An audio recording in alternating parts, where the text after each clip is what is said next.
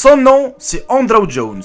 Ce bodybuilder souffrant d'insuffisance cardiaque a été transporté à l'hôpital pour une transplantation et on est ressorti avec un cœur artificiel qu'il porte avec lui dans un sac à dos. Ce jeune américain, les amis, de 26 ans et vivant dans les Connecticut, est tombé malade en 2012 après avoir eu du mal à respirer pendant une course. Il s'est ensuite inquiété sérieusement quand 2 ans plus tard, il a commencé à cracher du sang tout en développant une forte fièvre. À l'hôpital, les médecins lui ont diagnostiqué une cardiomyopathie et une maladie héréditaire du muscle cardiaque. Il est ensuite devenu si faible qu'il ne pouvait pas se tenir debout, marcher ou s'habiller lui-même. C'est quelque chose que je ne voudrais jamais souhaiter, même à mon pire ennemi. Vous ne pouvez pas respirer, vous ne pouvez pas penser, vous ne pouvez ni manger, ni même dormir. Il a confié ça aux journalistes. Vivre avec cette maladie l'a amené à la limite de la dépression et la douleur physique. Il devrait même arrêter de travailler parce qu'il n'était pas capable de se tenir debout plus de 10 minutes.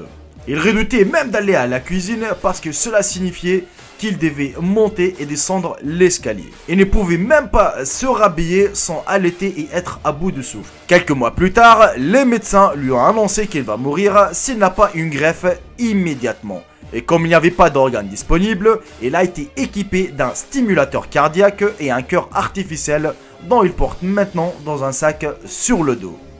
Malgré qu'il ait frôlé la mort, il est maintenant de retour à la salle de gym et a dit qu'il pleure après l'entraînement car il est si reconnaissant d'être en vie. Et depuis qu'il a eu le cœur artificiel implanté, il a lentement récupéré et est maintenant de retour à la formation dans le gymnase. Son cœur artificiel a 2 tubes qui sortent du corps et sont reliés à une machine qu'il porte dans un sac.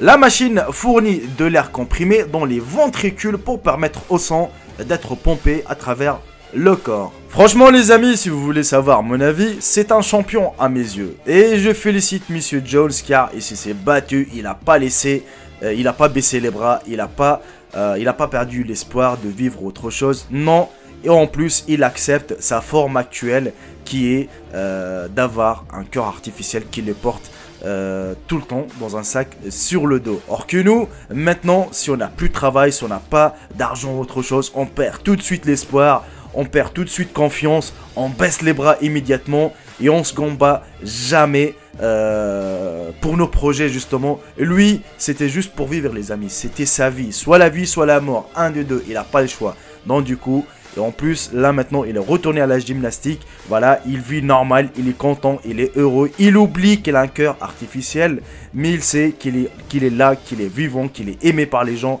C'est le plus important. Et vous, les amis, à votre place, enfin, à sa place, auriez dû faire ça, sérieusement? Répondez-moi ça dans l'espace commentaire. Sinon, je félicite Monsieur Jones d'avoir fait ça.